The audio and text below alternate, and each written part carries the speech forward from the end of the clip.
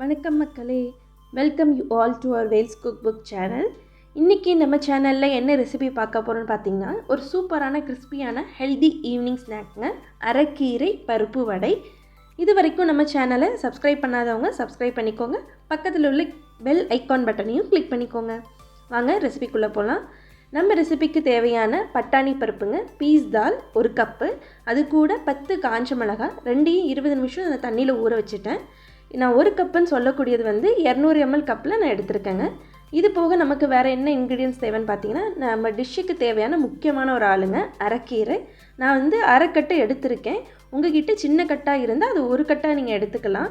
அது இந்த மாதிரி பொடி பொடியாக சின்னதாக நறுக்கி எடுத்துக்கோங்க. நம்ம ஆல்ரெடி ஊற வச்சுருந்த அந்த தாலையும் காஞ்ச மிளகாயையும் இந்த மாதிரி கோர்ஸாக கிரைண்ட் பண்ணி எடுத்துக்கோங்க. நைஸாக அரைக்கக்கூடாது, அதே மாதிரி தண்ணியும் சேர்க்கக்கூடாது. இந்த மாதிரி பாதி அரைப்பட்டும் அரைப்படாமே இருக்கணும். அப்போ தான் நமக்கு நல்ல கிறிஸ்பியாக மொறுமொறுன்னு சூப்பராக இருக்குங்க.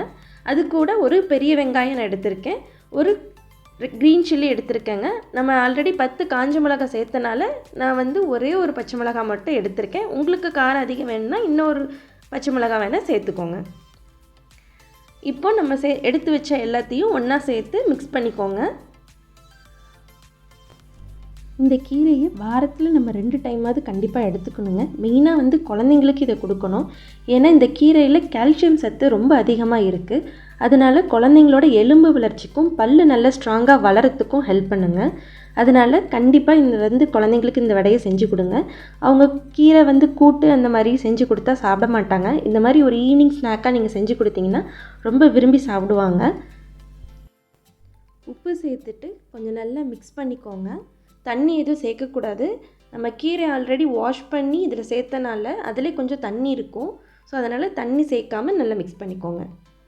இப்போ நல்லா உருண்டை பிடிச்சிட்டு இந்த மாதிரி உள்ளங்கையில் வச்சு லைட்டாக இந்த மாதிரி ப்ரெஸ் பண்ணி ரவுண்ட் ஷேப்பில் தட்டிக்கோங்க.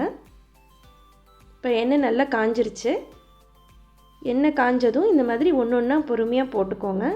ஃபஸ்ட்டு எண்ணெய் காஞ்சிச்சான்னு செக் பண்ண ஒரு சின்ன பீஸ் போட்டு செக் பண்ணிவிட்டு அதுக்கப்புறம் இந்த மாதிரி பொறுமையாக ஒன்று ஒன்று ஆட் பண்ணிக்கோங்க. எண்ணெய் பக்கத்தில் வேலை பார்க்குறப்ப ரொம்ப சேஃபாக வேலை பாருங்கள். வடை 2 பக்கமும் ஈவனாக வேகணும். அதனால் 2 பக்கமும் நல்லா திருப்பி விடுங்க. அப்பப்போ திருப்பி விட்டுட்டே இருங்க. அப்போ தான் 2 சைடும் ஒரே மாதிரி வெந்து ஈவனாக இருக்கும்.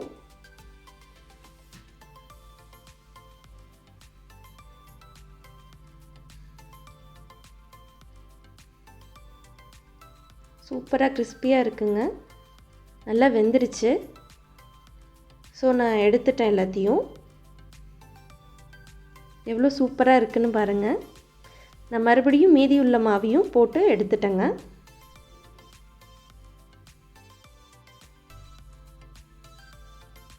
நீங்கள் ஃபஸ்ட்டே இந்த மாதிரி உருண்டை பிடிச்சி வச்சுக்கோங்க.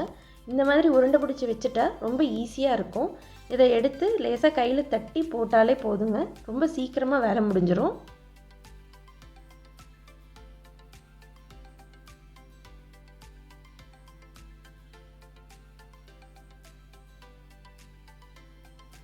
ஒரு சூப்பரான கிறிஸ்பியான ஹெல்தி ஈவினிங் ஸ்நாக் ரெடி ஆகிடுச்சு. நான் உங்களுக்கு ஒரு டிப் சொல்கிறேங்க. இதே மாதிரி நல்ல சாஃப்டாக கிறிஸ்பியாக மொறுன்னு வரணும் அப்படின்னா நீங்கள் அந்த பருப்பை 20 நிமிஷத்துக்கு மேலே ஊற வைக்கக்கூடாதுங்க. 20 நிமிஷத்துக்கு மேலே நீங்கள் ஊற வச்சிங்க அப்படின்னா அது தண்ணியை நிறைய உறிஞ்சிரும். அதுக்கப்புறம் நீங்கள் கிரைண்ட் பண்ணுறப்ப இந்த மாதிரி உங்களுக்கு கோர்ஸாக கிரைண்ட் பண்ண முடியாது.